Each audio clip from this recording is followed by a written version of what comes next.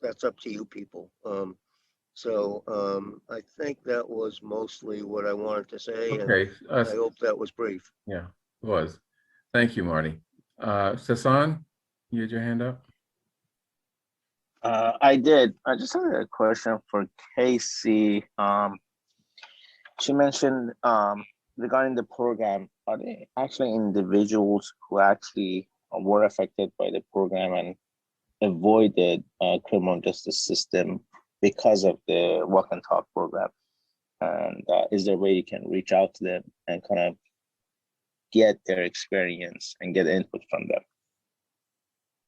Susan, that's a great question. And we actually just discussed this in our subcommittee meeting earlier today, which, you know, for both the SRO program and the walk and talk program, diversion is, you know, both formally and informally is very much what they're focused on, right? The best outcomes for our youth and for our residents. Unfortunately, you know, there's this feeling of one, like not really wanting to exploit people that we've, you know, certainly youth that, you know, have had interactions with the police, you know, sharing that or asking them to share that publicly is difficult, right? And it feels bad also, you know, in a lot of ways to do that with our residents, you know, in BHA that we have tremendous relationships with, to kind of violate, I don't know, the sanctity of those like relationships that they have with police and their trust, you know, to go back and say, hey, what would you mind coming and talking about how we've really helped you out in XYZ? You know, it feels bad. And I've talked to Walk and Talk about that. And,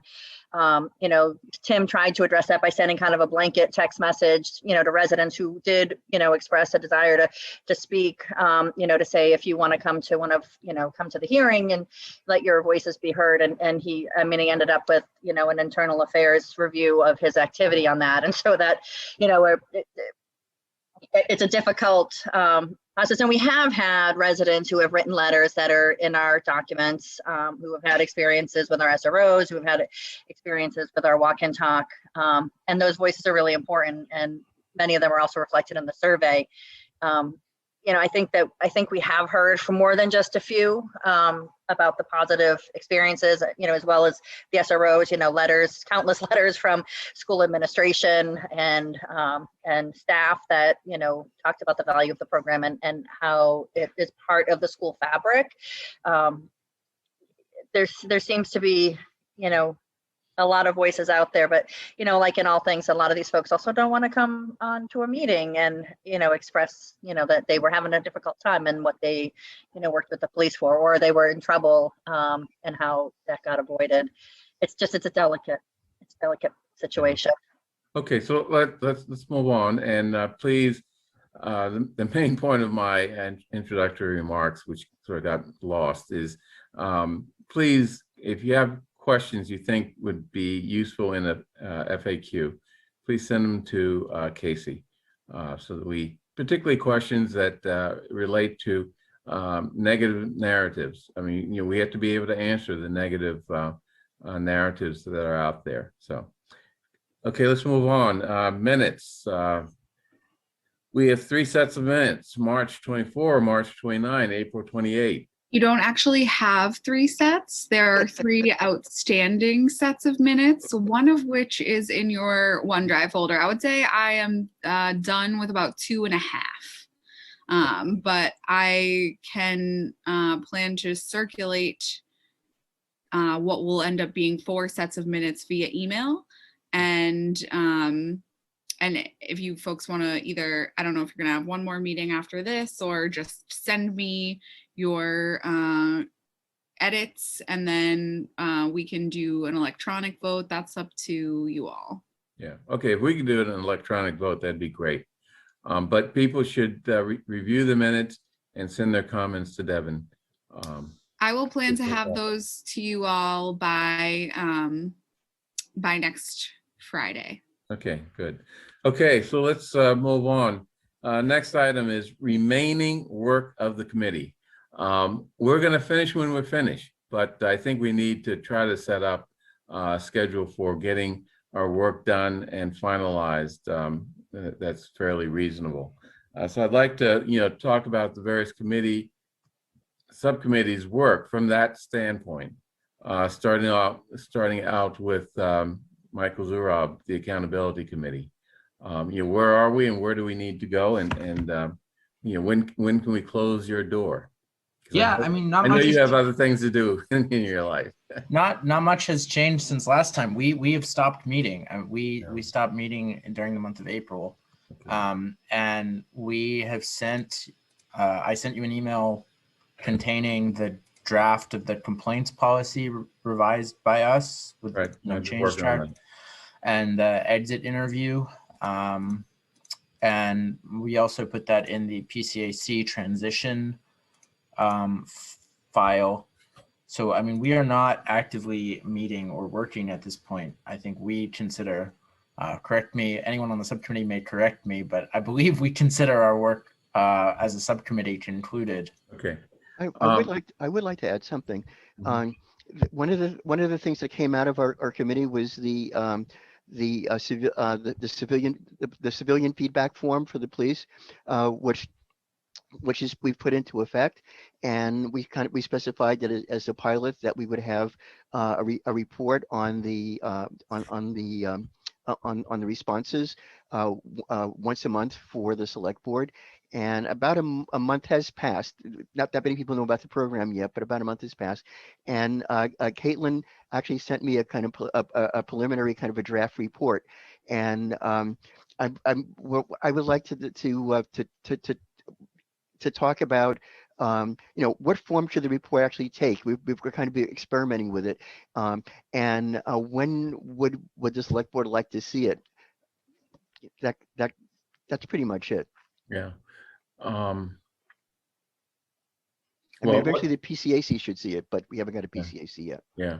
So what does the report look like? Right now it just says there were so many people who I can probably even bring up a draft, or Caitlin could, but it's just a couple of some graphs that say there were so many people who have responded, and this percentage had negative, this percentage had neutral, this percentage had positive. It's pretty much that. It's not that there aren't that many responses, and nothing really substantive for this first month, but it is showing that some people are responding, and there were a range of sentiment about the interactions they had. Right. Okay.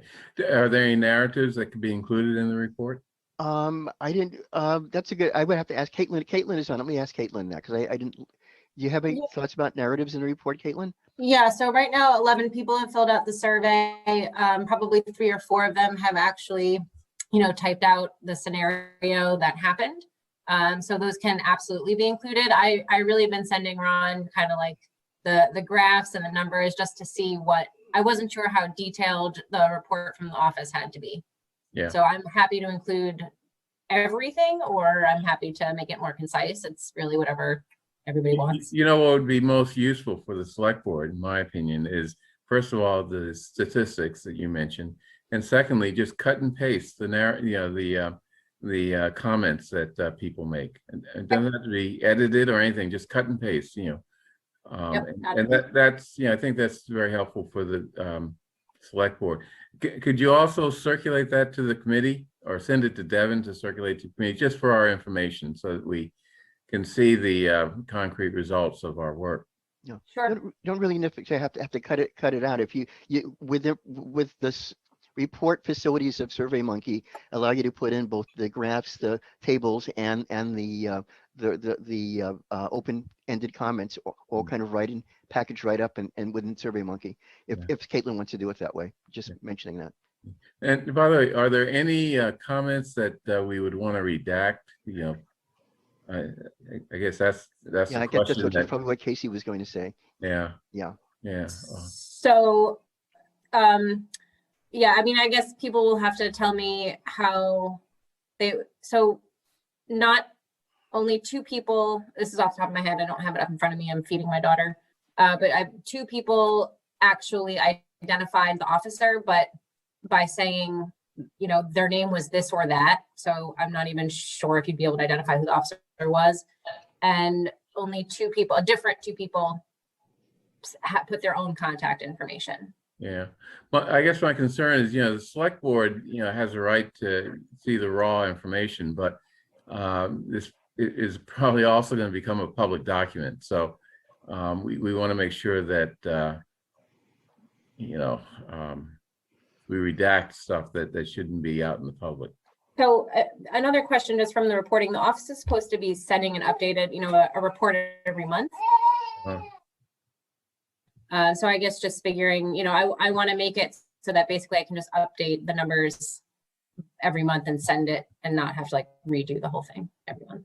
Okay, and Devin's saying until warrant article 22 passes, it doesn't have to be a public document. I'm not sure. What do you mean by that, Devin?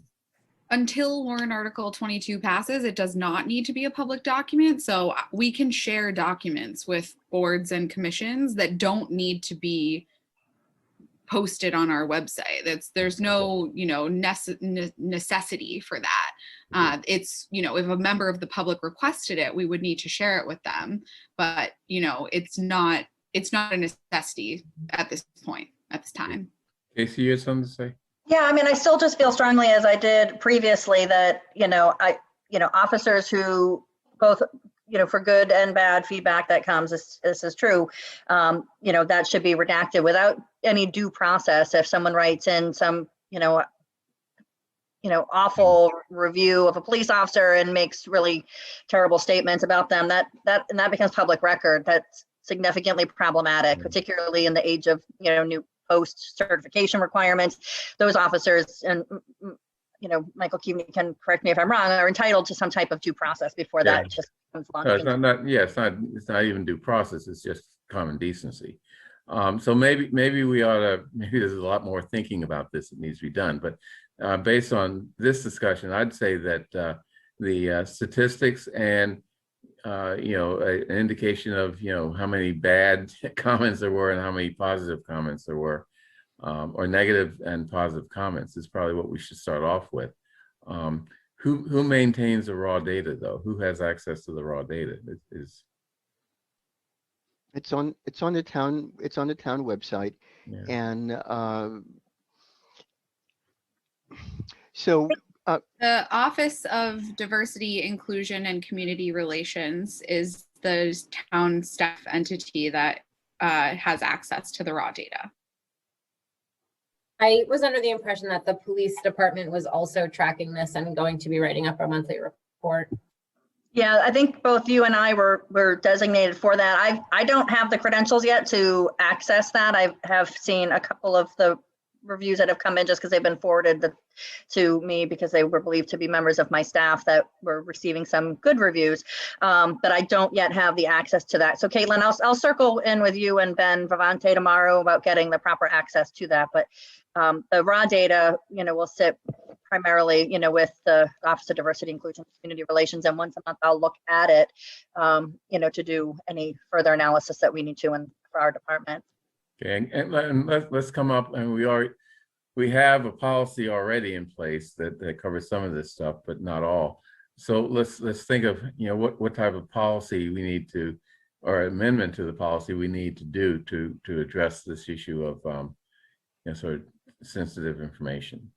So, and one of the things we want to do is make sure that you don't have the Yelp problem, and that is people who hate the cops are going to say a lot of mean things about them, and people who love the cops are going to fill up the form with a bunch of praises.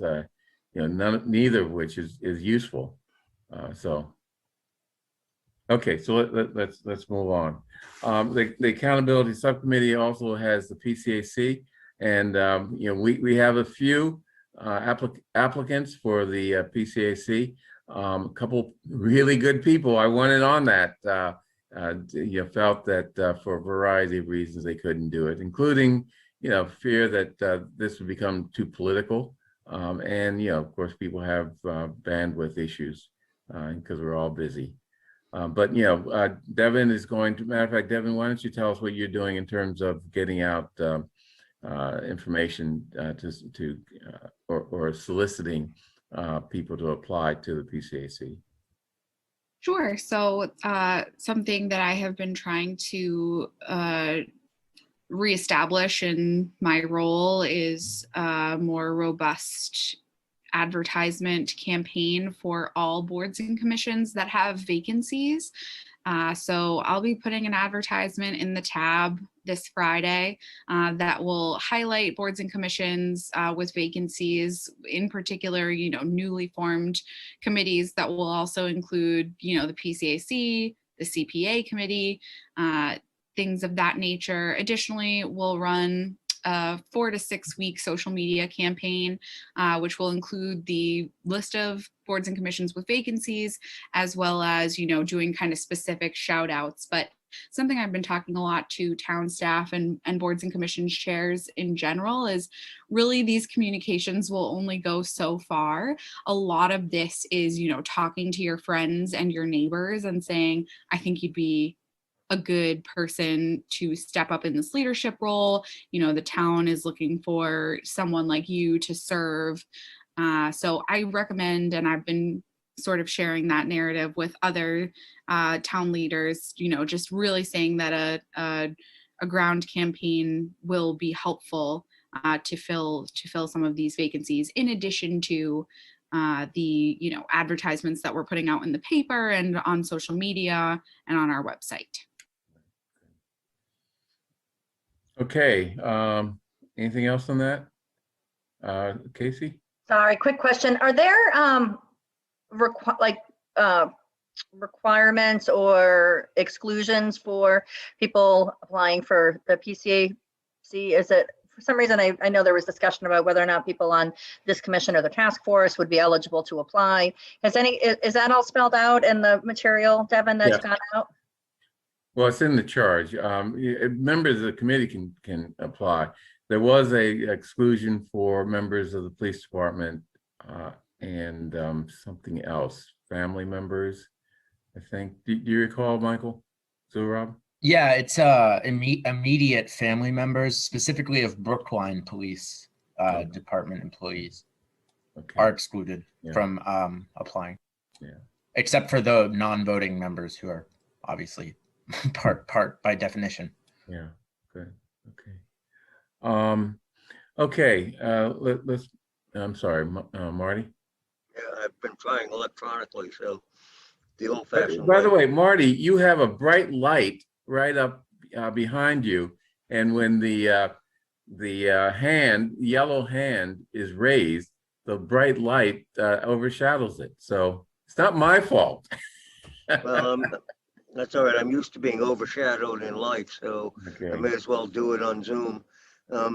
So a couple of things I wanted to raise. And Frank, I'm hoping that I actually have 5 quick points, and I'm hoping that somehow Devin can try to make a mention of them in the minutes, because we may not have much opportunity to review minutes. But the first one is kind of global on the packet that we got today. I'm very happy to see it, but I'm sure that nobody, well, certainly I'll speak for myself, haven't had a chance to review. It's about 40 pages of stuff to go forth from this committee, maybe to the PCAC, to the select board. I'm hoping that there's a process that we can all take a look at it and send comments maybe to Bernard and Devin to add to them or tweak them, whatever you want to do. But I would have liked to have a chance to look at that beforehand. So that's number one. On the complaint, specifically the complaint process, which is not part of the 40 pages, but it's a different document that Michael, I think, did most of the work on. I have 4 specific things that we never really got to resolve. I've mentioned some of them, at least to Michael, and some to the accountability committee, but I knew that looking through the whole complaint process was a bigger job than we could do, and that's one of the first things to ask the PCAC to do. So here are the 4 that I would quickly like to suggest that they look at. The first one is on page 13. The integration of PCAC into the complaint process, I don't think was fully accomplished.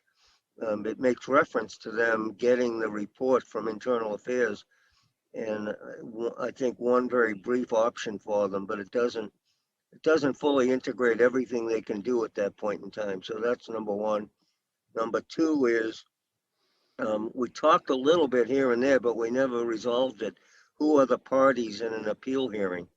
And I'm still troubled by something in the revised document that says, in the event the chief is not pursuing the matter, the town shall be a party to such hearing as the employer complainant. I think that needs further thought, because it's the town who's hearing the matter and deciding the matter. So it makes no sense for the decision maker to be a party. And anyway, that's number two. Number three is, I don't remember if I brought this up on the committee ever, but there's a reference to possible crimes by an officer, and that the internal affairs officer should refer those questions to the district attorney's office. I would like to suggest some thought later, not by us today and maybe by the PCAC, whether those should be referred to the DA's office or the Attorney General's office. There's a widespread perception, and I think it's accurate, that district attorney's offices work very closely with local police and should not be investigating local police. And the fourth thing is merely the title of the document. I think Michael changed it maybe from the Naval Race Report to say process for police department. No, I forget what the title is in the revised document, but the original document talks about selectmen's review, and I prefer that because I think it emphasizes that this is civilian review. So we don't need to discuss any of those now. I'm sure nobody wants to, especially Bernard, but these are among the things that I would hope to convey to the PCAC to be looking at. And so that's it. There's one global comment about us having a chance to look at the other 39 pages. And then secondly, at least those specific things, and maybe there are others in the complaint process. Okay, great. Thank you. I took notes on that. Thank you. Okay. Anything else on the accountability committee relative to the accountability? No. Okay, let's move on. Community outreach, youth and non-traditional roles. This is going to be a heavy lift. AC? And Bernard, our title's not quite as long as our surveillance, technology, military type study equipment committee, whatever that one is. So we're not at that. So we did meet today with our committee, so I'll just go through a few updates. Some we've already talked briefly about. Caitlin has been supporting the work of our committee, our subcommittee, excuse me, with trying to reach out more to youth, particularly those who are living in BHA properties, and working with the teen center. She had pulled together a focus group. There were slightly more than a handful of kids that indicated they would be interested in participating, but at the time of the actual focus group, only 2 showed up. And so, as I said today, we can't read too much into that. Having 3 teenagers of my own, there could be many reasons why they either just forgot or something came up.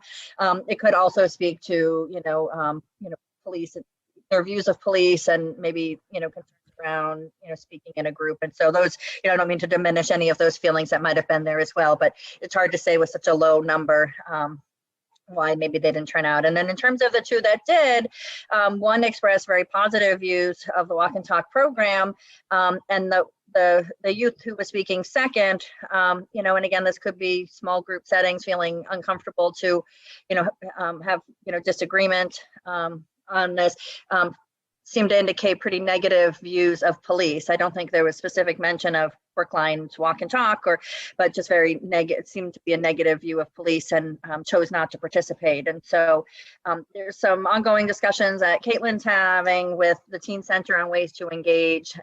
It speaks a lot to the community engagement work that we're doing when, we're having trying to engage with youth over, Zoom on these really important topics, and being respectful of, how that might make participants feel. And we're hoping that further engagement might be able to happen in June when the teen center opens. That would be less, like formally structured, and they may feel more comfortable like just engaging in, you know, conversation as opposed to, you know, signing onto a Zoom, and that can feel really overwhelming, I think, for folks. And so, you know, we also talked about Caitlin, you know, doing some, you know, visual observations of the work of Walk and Talk with youth in the community. And, you know, we're going to explore that a little bit further with, you know, Janice's guidance on that as more of an expert in that area in terms of, you know, Caitlin being able to view the interactions and, you know, maybe as an outsider kind of viewing that and seeing how people are responding. We also discussed just briefly on update the subcommittees. Some of the subcommittee met with the school committee's subcommittee on policy a few weeks back now, and there are members from the task force there, members of our committee were there, and there was a robust discussion about the SRO program, and those conversations are still ongoing. They had, you know, previously received a fair amount of information about the SRO recommendations coming out of the task force, and you know, to speak to kind of Bernard's comment about, you know, lobbying, you know, and whether or not that's the word we want to use. You know, there's, you know, we have been less, I think, out there, you know, engaging with as many people. And, you know, I think we made some really good points. The SROs were also there, as well as Lieutenant Pastor, and there was some meaningful discussion. Last Friday, Bernard and I met with the new superintendent of schools, Dr. Guillory, and, you know, likewise, I think that was a really positive discussion. And, you know, he comes from a variety of districts where, you know, his experience has always been to have police involved with the schools in some capacity, and, you know, he was curious if there had been some type of issue that occurred here that led to kind of this you know, robust community debate about the program. And you know, as we indicated, there has not been, but certainly, you know, we're still at a challenge to move forward and just, you know, discuss this program with, there's a lot of emotions tied to it. And so I think that was also a very helpful meeting. Like the SROs or the Walk and Talk, also we discussed at the meeting is there's, you know, there's a lot of information out there that's been underrepresented or misrepresented about the two programs. And, you know, Bernard did use the term, like, you know, to offset a negative narrative. We've thought about putting together these FAQs, frequently asked questions. And, you know, it's also not even just to counter the negative, but to really just make sure everyone that's making decisions is making an informed decision. And so, you know, even if we clarify issues around, you know, the way the Walk and Talk program operates, and they're not, you know, like Michael Zurabit asked, like, are they walking the hallways of like Brookline Housing Authority, you know, buildings, like patrolling? And I was like, of course not. That's not anything that they've ever done.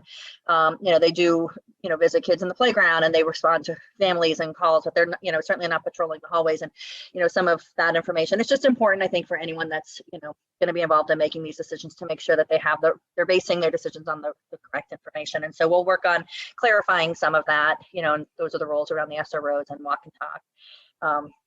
And last, we talked about the homelessness task force, which, you know, is a major accomplishment for this committee that is up and you know, meeting. We met again last week.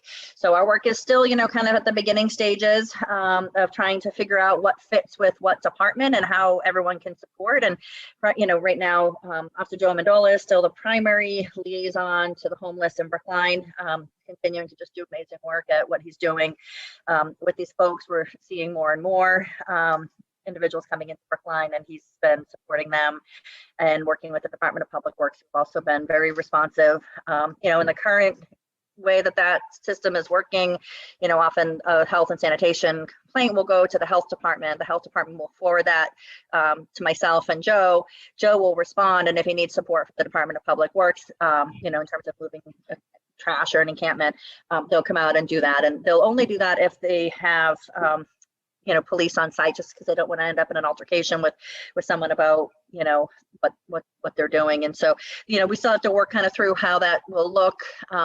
You know, more longer term, I think it'd be really, you know, important to get a social worker in the Department of Health and Human Services that can support that work on an ongoing basis and make sure that we're not just like, you know, responding to, a complaint, but also really supporting these folks and making sure that they're getting services that they need.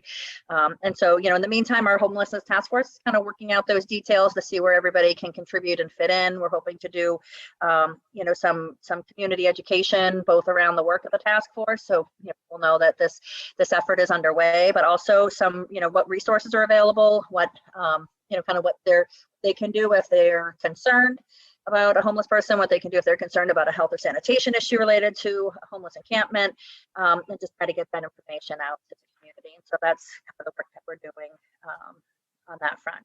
I think, did I hit most of that correct, Bernard? Yep.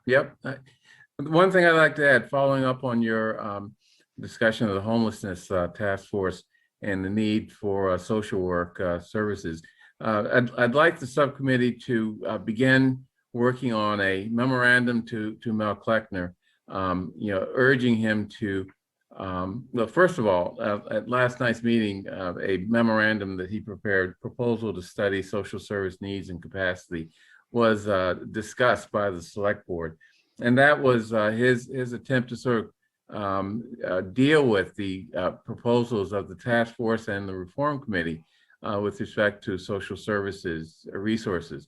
We both agree that the town needs additional resources in this area to address problems that may not be big in Brookline, but we don't want them to become bigger or even as small problems.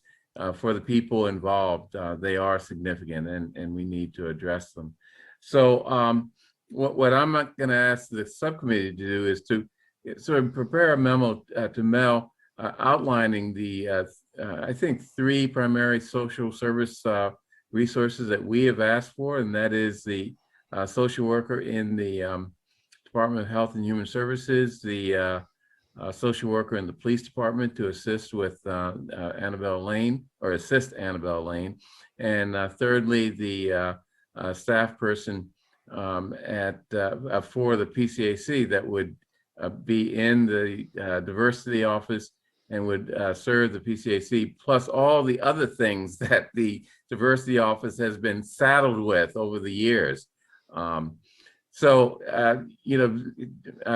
is proposing engaging a consultant as well as bringing someone on board under his office to do a review of our needs, our capacity, and make recommendations to the town with respect to this issue. So this memo that I'm suggesting that the subcommittee do will give some of the granular details of what these positions that we're talking about would do, so that it's clear how important they are, both to the question of easing some of the sort of nuisance burden on the police department, as well as really increasing our ability to serve people who really are under stress or in crisis, et cetera.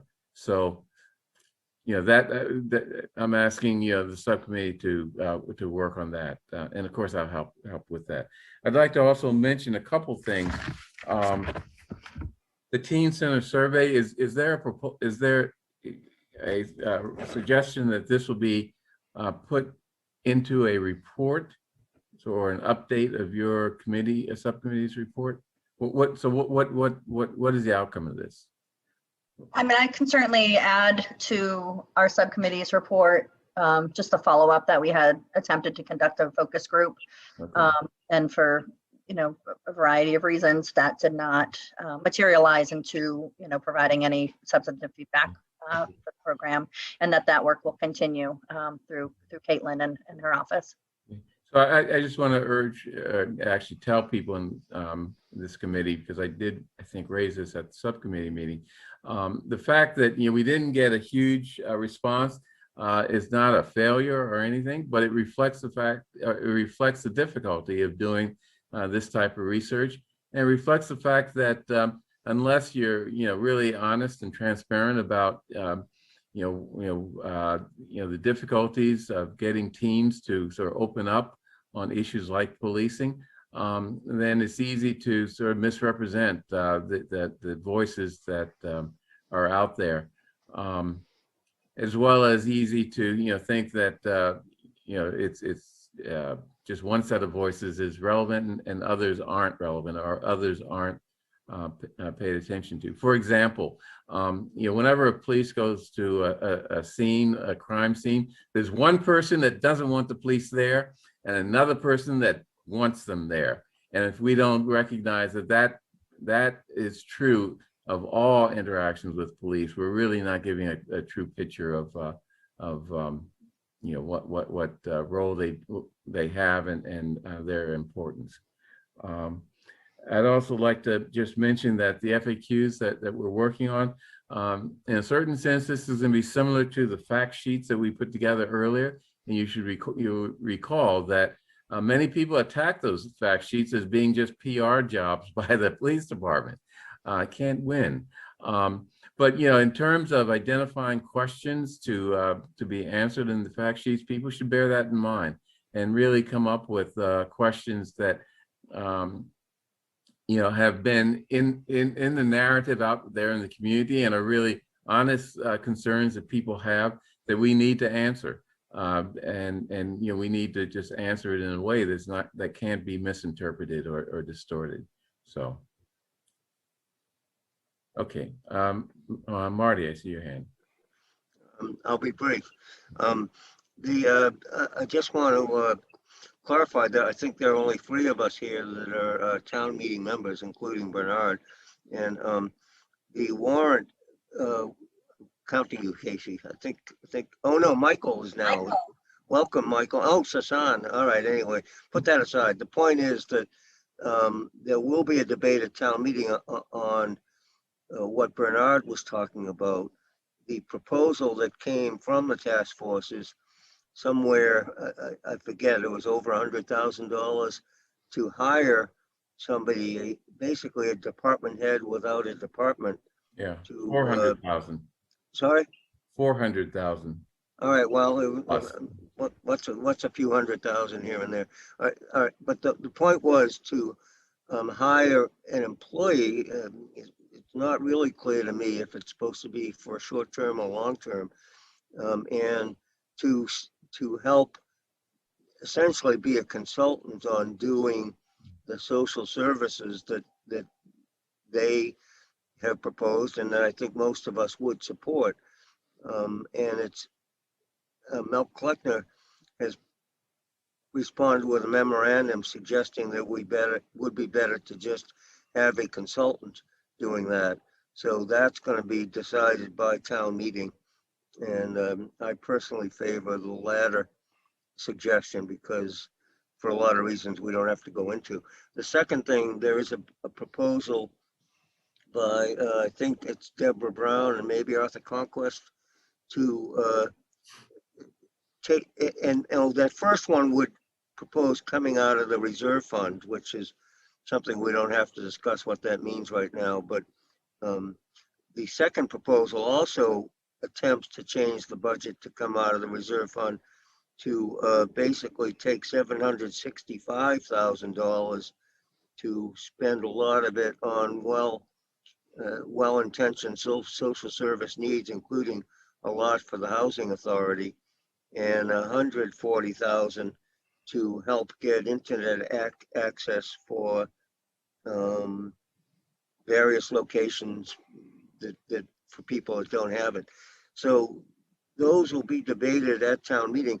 The good news that I have out of those is that I'm very happy to see, and I don't want to give anyone ideas at this point, that neither proposal tries to dip into the police budget, unlike what we debated last June and that I found very disturbing and was very divisive no matter how you slice it. It wasn't intended to be divisive, but it certainly had a big role in creating the lowered morale and Andy Lipson stepping down. So I'm happy to see that the proposals now are not in that direction. And I think that shows that things are getting a little more cooperative and a little less confrontational, I hope.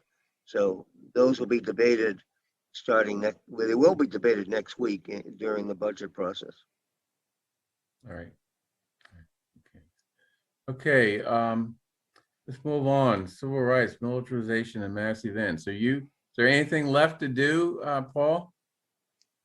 Oh, If not, my report is short. We've not met since the issue is on the final report, and all the recommendations are really directed, the majority are directed to PCAC, and there's a few directed to the Brookline Police Department, and that's it. okay, so we can close your door. Thank you. Okay, mental health and substance use. Elizabeth, I see you have a proposal for Mel, actually, so.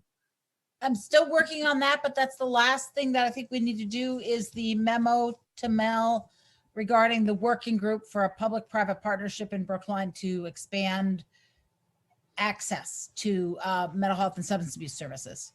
Right. So that's still in process, but it's not done yet. That's the last piece on that job, on that committee, I think. Okay, that's gonna be important. As everyone may recall, or as you may recall, at our public hearing, and I forgot when it was, but sometime in the past, a representative of HRI came and said, we want to work with you. So, you know, we can't give up that opportunity or give up that offer.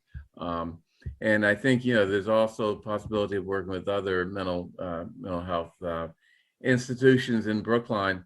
And yeah, I think that is what Elizabeth is talking about. And it'll be an exciting process, I think. And of course, it will sort of dovetail with the consulting with the Cahoots organization and the work that will be done under Mel's memorandum. And, you know, we have to figure out how they work together. But, you know, they're all important things. And, you know, we'll figure that out. Right, Elizabeth? Yes, yeah. Okay, good. Okay. So anything else? We have personnel subcommittee. Anything there, Elizabeth?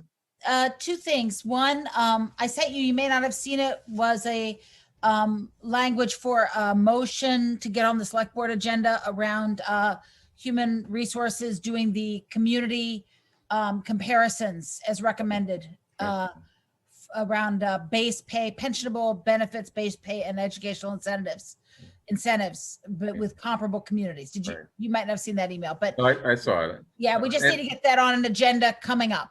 Okay, and I guess the procedural way of doing that is that I would submit it as a resolution.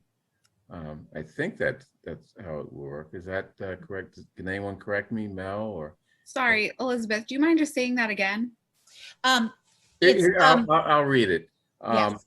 The proposed resolution for the select board is that the Human Resources Department compare base pay and education pay incentives for Brookline police officers with neighboring comparable communities and report back to the select board with the results of their findings for the purposes of addressing challenges with retention of Brookline police officers.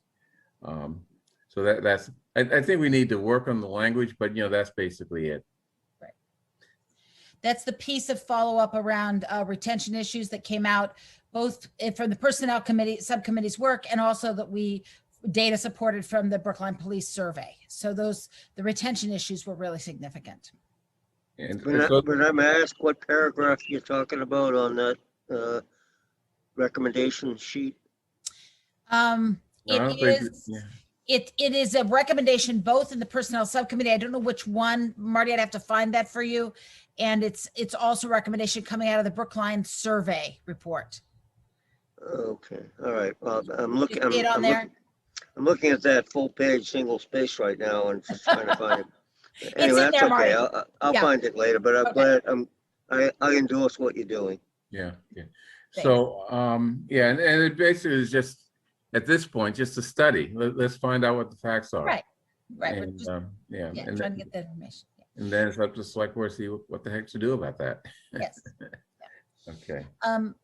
And Yeah. I think that's the main thing from the personnel subcommittee. And the survey, I did want to just let people know, we did make one more redaction. The redaction parameters were very strict. We tried really hard to, our redaction parameters protect the anonymity of the police officers, but there was a complaint from Raul Fernandez, I think, about a place, and just to avoid controversy, even though it was outside of our parameters, I want to really just thank Paul and Ron and for making that all possible. We did actually redact 2 more words, so that was awesome, and we made a couple swear words less offensive.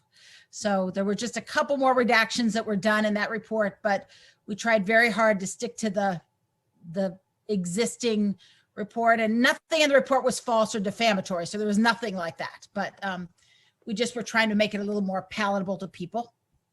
Paul, do you want to add anything to that? Because you were really, really helpful in thinking how to do that. No, I think you captured everything what we were trying to do. Yeah. Okay. Yep.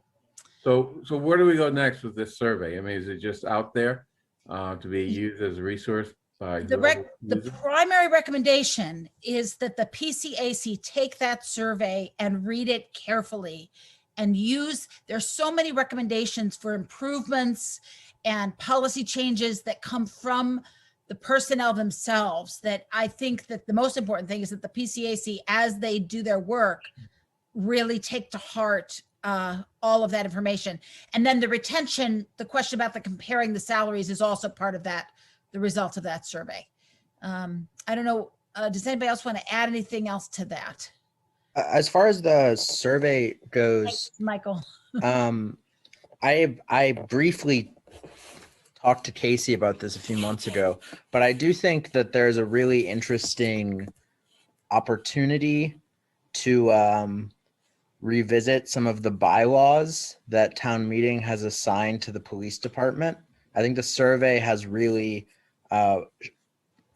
made it clear that the police department,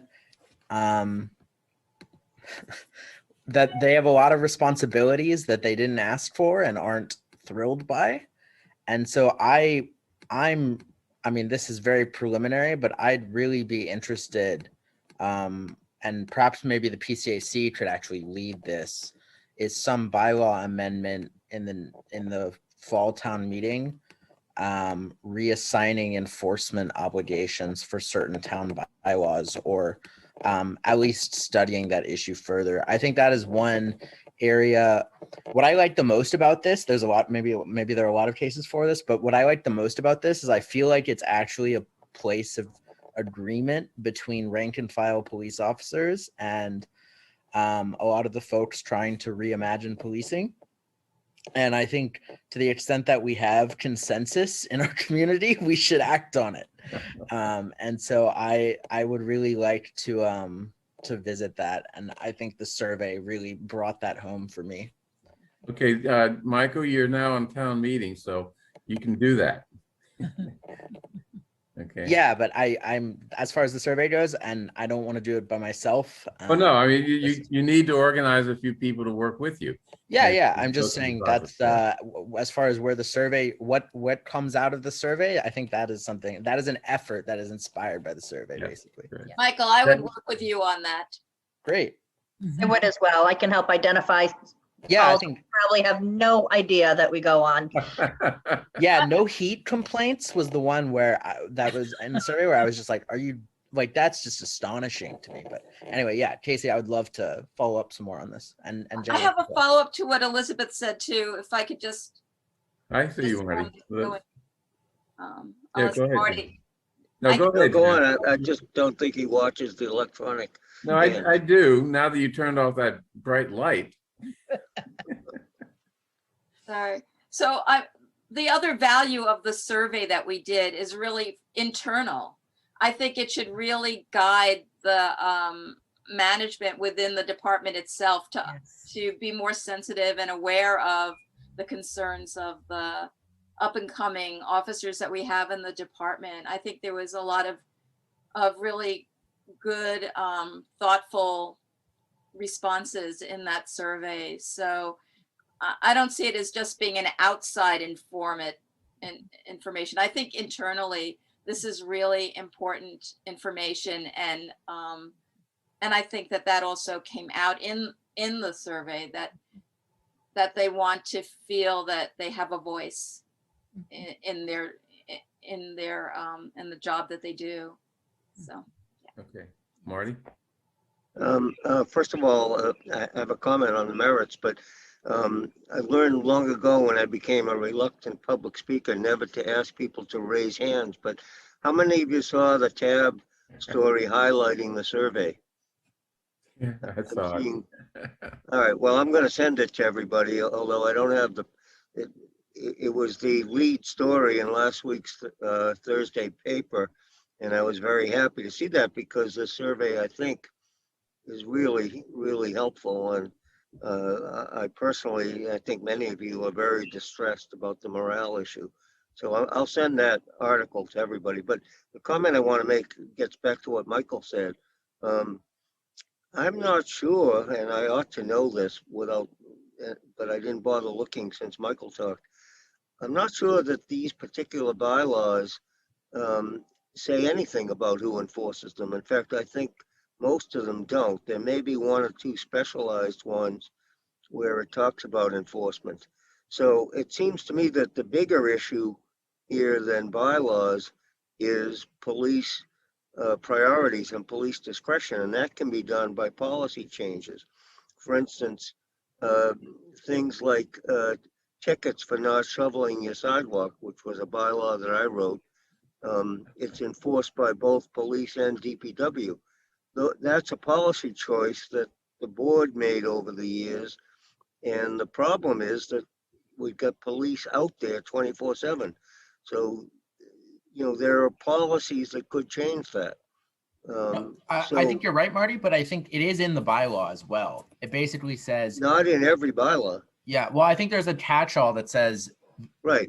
Other departments, it will say, like, for example, public health can enforce this bylaw, but then it also says the police can enforce any bylaw. So, right, but that's a discretionary choice that the police could set policies saying we will only be last resort on certain things, that kind of thing. So yeah, that's kind of where I was headed almost. Or at least anyway, I'm sorry for interrupting you, but. But the policy issue, it can also be addressed by, the social worker position we're talking about in Health and Human Services with respect to some of this stuff, if not most of it. So, right. Yeah, Marty, are you finished? I think I was either finished or I forgot what else I want to say. Okay.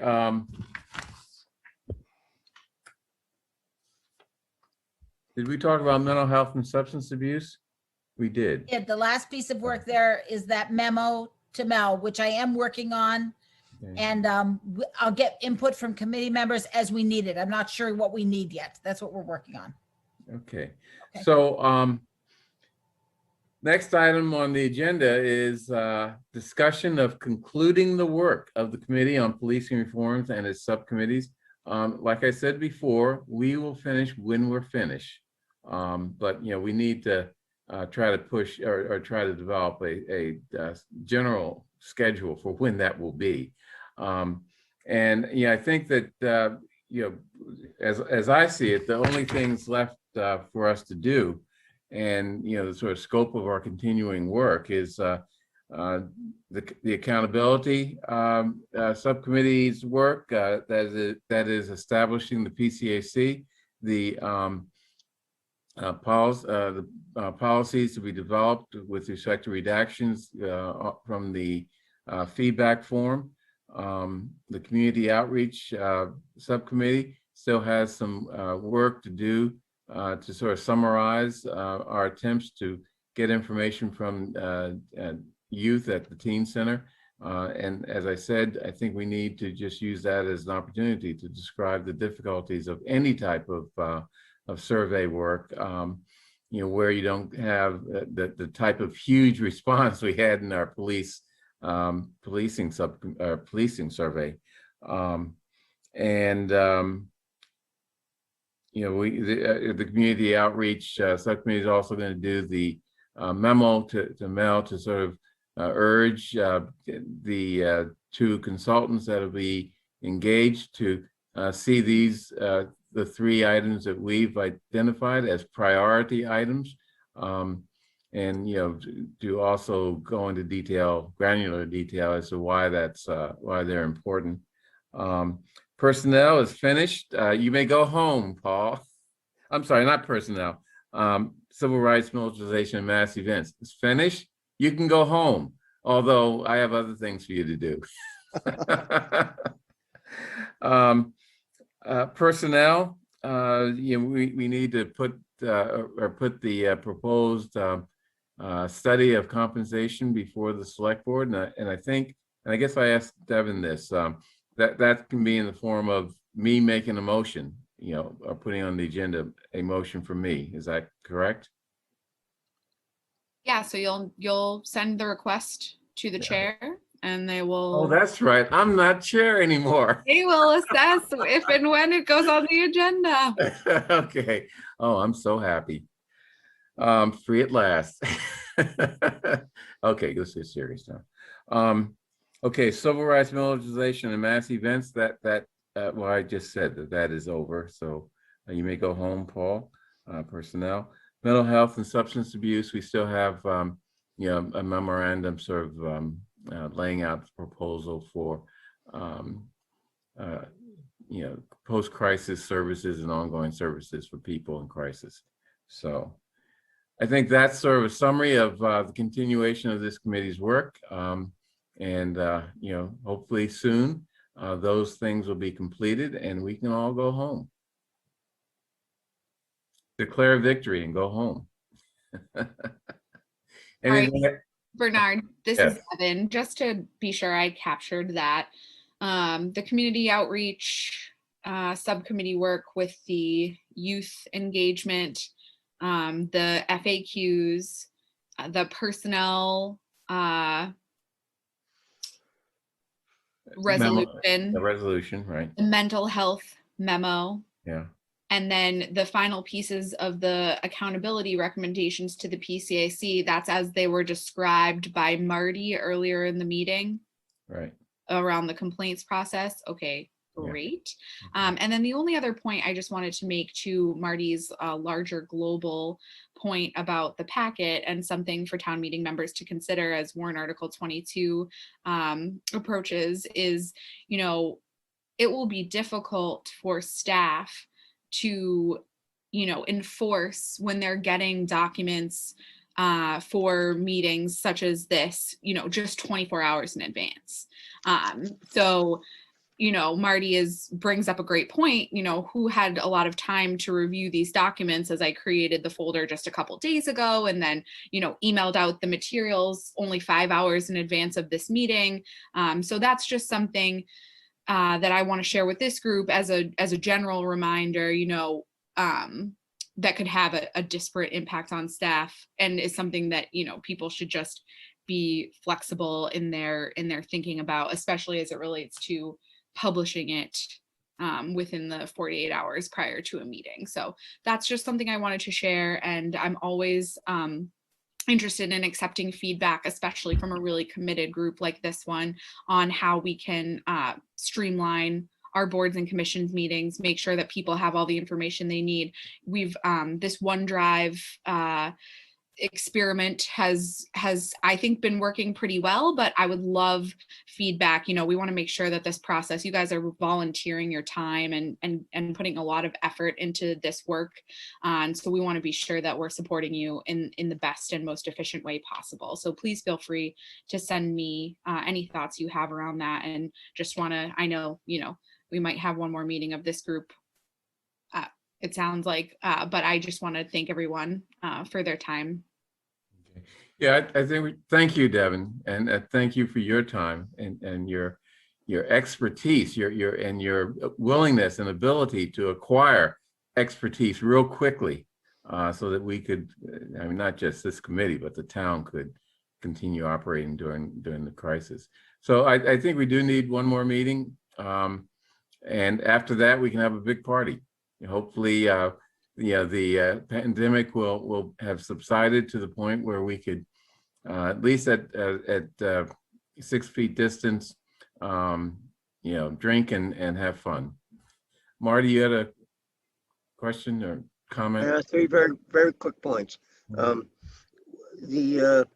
What Devin's referring to, Warrant Article 22, is actually something that was my idea in 2017, and it's been resuscitated, which is that the bylaw on electronic notice of meetings, which also was my idea,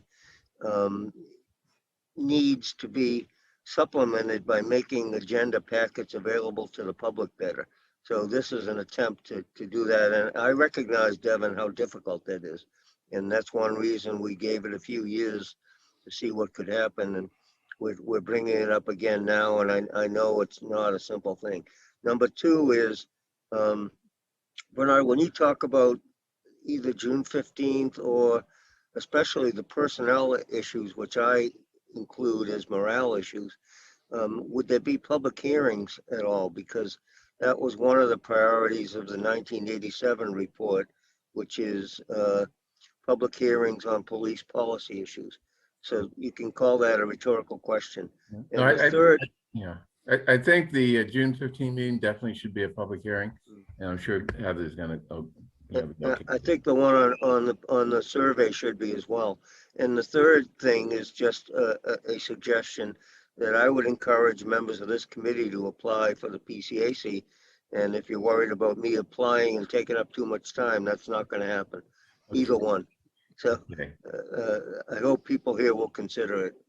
Yeah, I've talked to a couple of people with varying results. Anyway, a few people actually.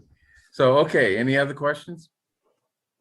Let's set another date for our next meeting date. Doesn't have to be 2 weeks from now because we have town meeting. Do we know when that'll end? Well, we don't, but that's always a problem. But I think we can say that our chances of it ending in June are probably pretty good. Now, when in June is the question. I think June 1st was set aside as the 7th night. No, 5th night. Yeah. Let's see.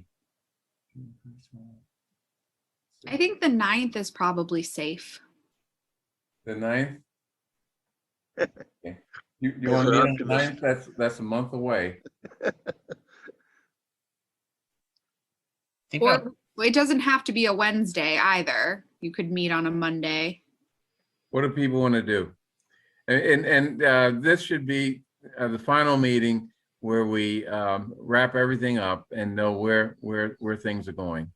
If folks could do a Monday, you could do the 24th. 24th of May? Yep. Aren't we in the middle of town meeting? Yeah. That is in the middle, but it's not a town meeting night.